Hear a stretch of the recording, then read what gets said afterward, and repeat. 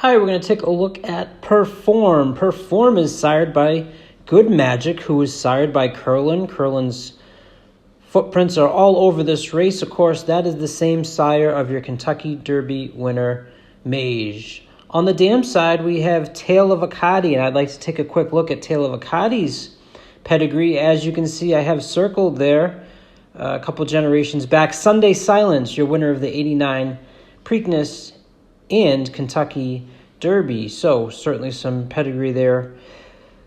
What I want to pay attention to for Perform is I drew a blue line on this horse's 2-year-old and 3-year-old season. So below the blue line is his 2-year-old races. Above is the 3-year-old races. And if you pay attention to the speed figures, the black, bold numbers there, you can certainly see the difference of this horse improving in his 3-year-old season compared to his 2-year-old season. Now, I do have highlighted on the left, the red, the fact that he had to go drop down to a $37,000 maiden special weight to break his maiden.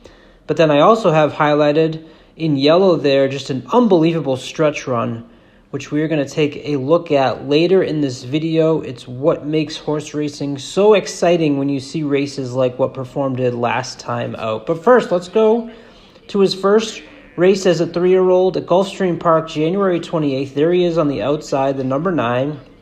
And what's interesting about this race is that horse on the inside there, number 2, you can see is Mage. And Perform does pretty well here on the backstretch to get up alongside Mage.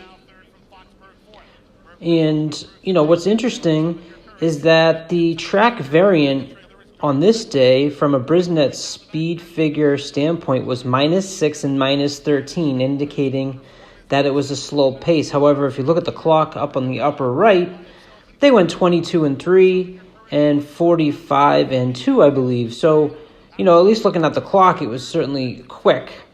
Now, Perform right here starts to make his move on Mage. This is Mage's actually first race, and Mage at this point shows what an impressive horse he is as he just begins to pull away from this field at 11-1. But what I talked about was the 2-year-old and 3-year-old difference for Perform. And I highlighted there in the top left for you the workouts. Look at the workouts in May for Perform. And what I'm getting at is that I think Perform is just a late bloomer.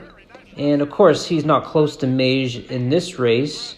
And as I mentioned, he has to drop down to a maiden special weight at Tampa Bay. Here he is on the outside, number 7. This would be the race where he breaks his maiden, but I'm seeing that progression in his 3-year-old season that makes him certainly a long shot that I have interest in the Preakness Stakes. Here he is in the first turn, going about 4 wide.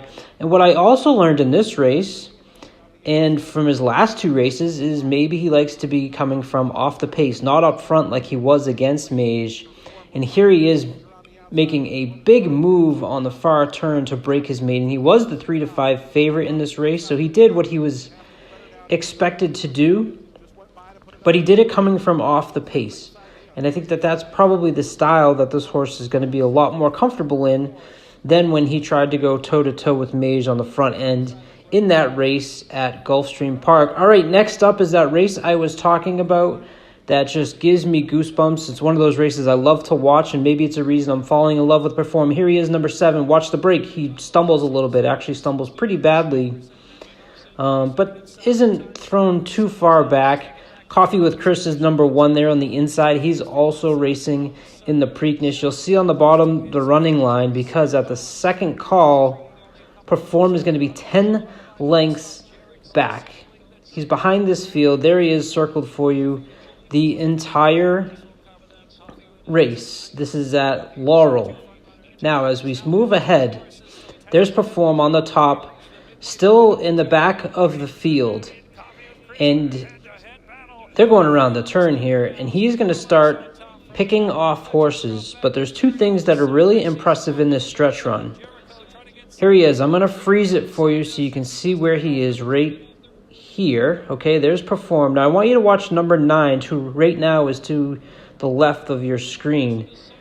He's starting to get pinched. He's going to follow to try and go outside, and the 9 at the same time goes outside. So he says, okay, I'm going to try and go inside. At the same time, the 9 comes inside on him as well. Let's watch that one more time because the 9 doesn't do it on purpose. The 9's trying to do the same thing. He's trying to get to the outside. He's blocked. He's going to try to come down to the inside. He's blocked. He's running out of time in this race, but watch what he does here. Not only does he get to the rail and get by, okay, maybe he's going to catch second. Look at this. Pulls to the outside and gets the win at the wire. Just an unbelievable performance by Perform. Here he is with the head on, just because I love watching this race replay. Here he goes, following the 9 as we talked about. Then he's going to duck inside as the 9 does as well. And there he goes into the rail. And then just with a burst of speed, cuts to the outside and passes the number 5 to get the victory. This was just such an impressive performance from Perform. Does it mean he's going to come back and win the Preakness? I don't know. Maybe not good enough. But he's certainly a horse that is on the upswing, and at a price, I am definitely including him in my exotics.